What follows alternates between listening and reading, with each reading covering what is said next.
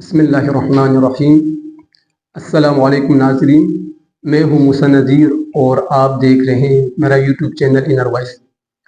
ناظرین، گلگت بلتستان کو natural beauty کی وجہ سے سوئٹزرلینڈ کہا جاتا ہے۔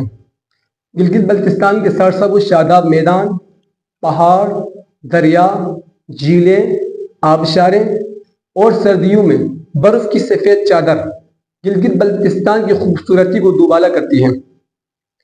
گلگت بلتستان کے تمام اضلاع میں سے ضلع شگر کو خوبصورتی اور معدنیات کی وجہ سے برتری حاصل ہے، کیونکہ یہاں کی زمین زرخیز، دریاؤں میں سونا اور پہاڑوں میں قیمتی پتھر پائے جاتے ہیں۔ لیکن ناظرین، بدقسمتی سے یہاں کے لوگوں کو اعلیٰ تعلیم کے زیور سے محروم رکھا گیا ہے۔ اب یہاں کے لوگ اعلیٰ تعلیم حاصل نہیں کر سکتے، کیونکہ یہاں پر اعلیٰ تعلیم حاصل کرنے کے لیے فیسلٹیز نہیں ہیں۔ گلگت بلتستان ضلع شگر کے بالائی علاقوں میں، علاقہ برالدو اور علاقہ باشا میں آج کے اس جدید دور میں بھی 21ویں صدی میں بھی ایک ہائی اسکول بھی نہیں بنا۔ آخر اس کا ذمہ دار کون ہے؟ میرا سوال یہ بنتا ہے کہ یہاں کے لوگ اعلیٰ تعلیم حاصل کیوں نہیں کر سکتے؟ کیا وجہ ہے؟ تو ان میں بہت سی وجوہات ہیں۔ سب سے پہلی وجہ غربت۔ ضلع شگر کے بالائی علاقوں میں بہت زیادہ غربت ہے، جس کی وجہ سے لوگ اپنے بچوں کو پڑھا نہیں سکتے، اعلیٰ تعلیم نہیں دے سکتے، کیونکہ یہاں پہ کوئی سرکاری اسکول نہیں ہے۔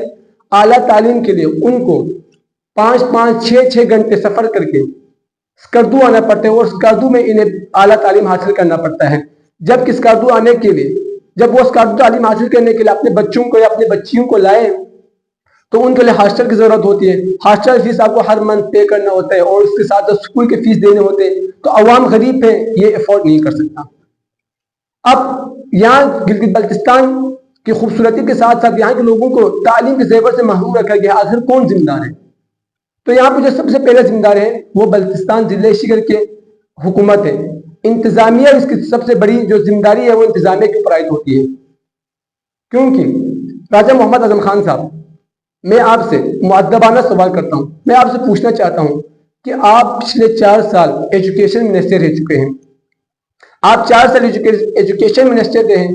آپ نے گلگت بلتستان کے لیے اور اپنے ضلع شگر اور ضلع شگر کے بالائی علاقوں کے لیے کیا کیا؟ میں اپنے شگر کے دوسرے سیاستدانوں سے بھی پوچھنا چاہتا ہوں، جناب عمران ندیم صاحب سے، جناب طاہر شکری صاحب سے، کہ آپ الیکشن سے پہلے آتے ہیں، وزٹ کرتے ہیں، ہمارے یونین میں آپ آتے ہیں اور آپ کئی وعدے کر کے چلے جاتے ہیں کہ ہم علاقہ برالدو میں اور علاقہ باشا میں غربت کو ختم کریں گے، یہاں کے تعلیمی نظام کو بہتر کرنے کی کوشش کریں گے۔ تو آپ چلے جاتے ہیں کہ ہم علاقہ برالدو میں اور علاقہ باشا میں غربت کو ختم کریں گے، یہاں کے تعلیمی نظام کو بہتر کرنے کی کوشش کریں گے۔ تو آپ راجہ اعظم خان صاحب ایجوکیشن منسٹر رہ چکے، اور آپ نے اس 4 سال میں ضلع شگر کے لیے کیا کیا؟ شگر کے بالائی علاقوں کے لیے آپ نے کیا کیا؟ یہ میرا آپ سے سوال ہے۔ دوسری بات، اگر یہاں کے بچے اگر اعلیٰ تعلیم حاصل کرنا چاہیں تو یہ مجبور ہیں کہ اپنے گھر بار چھوڑ کے، اپنے والدین کو چھوڑ کے وہ اسکردو کی طرف سفر کرے اور اسکردو میں مقیم پذیر ہو اور یہاں بیٹھ کے تعلیم حاصل کرے۔ تو ہماری مائیں بہنیں، ہمارے بچے اعلیٰ تعلیم حاصل کرنے کے لیے ہر روز بسوں کے ڈھکے کھاتے ہیں۔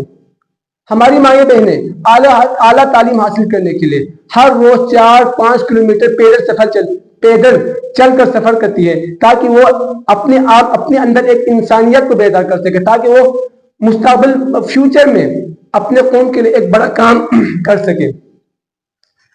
آج ہماری مائیں بہنیں، آج ہمارے بچے صبح نکلتے ہیں اور شام کو 6 بجے جا کر واپس گھر پہنچتے ہیں تعلیم حاصل کرنے کے لیے۔ میں اپنے جوانوں سے، عوام سے بھی پوچھنا چاہوں گا کہ کیا آپ نے کبھی دیکھے ہیں کہ حکومت، اور کیا آپ نے کبھی دیکھے ہیں کہ ہمارے سیاستدان کے بچے، ہمارے سیاسی پولیٹکس، ان کے بچے بھی ہمارے بچوں کے ساتھ، ہماری ماؤں بہنوں کے ساتھ بسوں کے دھکے کھا رہے ہوں؟ کیا آپ نے کبھی نوٹ کیا ہے کہ ان کے بچے بھی ہمارے بچوں کے ساتھ، ہمارے ماؤں بہنوں کے ساتھ 5-6 کلومیٹر سفر کر کے تعلیم حاصل کرنے کے لیے گیا ہوں؟ کبھی نہیں دیکھا، نہ میں نے کبھی دیکھا ہے۔ آپ کے سیاسی ورکرز، آپ کے علاقے کے نمائندگان آپ کے پیسوں پہ، آپ کے ووٹوں پہ وہ کامیاب ہوتے ہیں، آپ اسے کامیاب کراتے ہیں، اور ان کے بچے ان کے بچوں کو آپ نے کبھی دیکھا ہے کہ وہ لینکولیزر گاڑی میں بیٹھ کے اسکول جا رہا ہو؟ آپ نے کبھی نہیں دیکھا ہوگا، کیونکہ آپ نے سیاست کا چشمہ پہنا ہوا ہے، کیونکہ